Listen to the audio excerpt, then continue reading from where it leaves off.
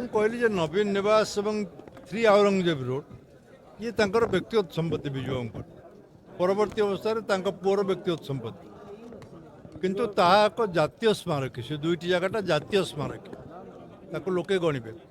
ଭାରତବର୍ଷର କୌଣସି ରାଜନୈତିକ ନେତା ନାହାନ୍ତି କୌଣସି ଯେକୌଣସି ଦଳ ଯିଏ ନବୀନ ନିବାସ ଆସିନାହାନ୍ତି କି 3 औरंगजेब ରୋଡକୁ ଯାଇନାହାନ୍ତି ସେଇଥିପାଇଁ ମୋର ମୁଁ ମନ୍ତବ୍ୟ ରଖିଲି ସେ ବିଷୟରେ ମଧ୍ୟ ଆମେ ଆମର ସ୍ୱର ଉତ୍ତୋଳନ କରିବୁ ହଁ ନିଶ୍ଚିତ ଭାବରେ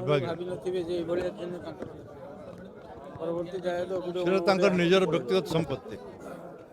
ନିର୍ବାଚନ ପାଇଁ ସେ ଜାଗାରୁ ସେ ଅଧା ବିକ୍ରି କରିଥିଲେ औरंगजेब ସମ୍ପତ୍ତି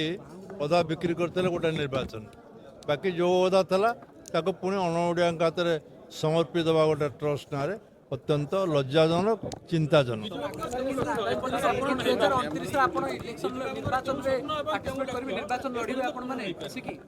କାଲିକା କଥା ଚିନ୍ତା କରାଯାଉ 2029 ତ ବହୁତ ଦୂର ଅଛି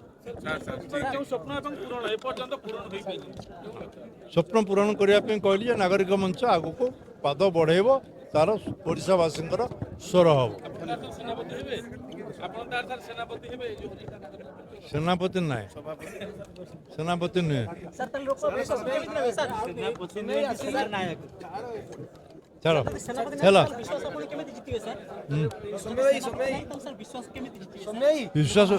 ଆଜି ଗୋଟେ 4 ଦିନ ଭିତରେ ଯଦି ଓଡ଼ିଶାର 30ଟା ଜିଲ୍ଲାର ଲୋକ ଏକାଠି ହେଇପାରିଲେ 2 ବର୍ଷ ଭିତରେ କ'ଣ ହେବ ତାକୁ ଦେଖନ୍ତୁ ସେ ବାଟକୁ ଆମେ ଯାଇନାହୁଁ ଏପର୍ଯ୍ୟନ୍ତ